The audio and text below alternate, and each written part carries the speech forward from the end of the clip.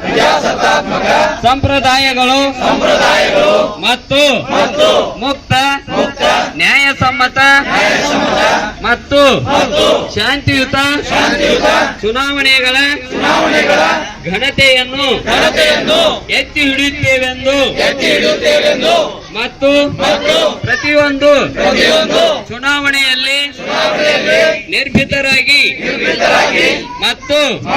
ಧರ್ಮ ಜನಾಂಗ ಜಾತಿ ಮತ ಭಾಷೆ ಅಥವಾ ಯಾವುದೇ ಪ್ರೇರಣೆಗಳ ದಾಕ್ಷಿಣ್ಯಗಳಿಂದ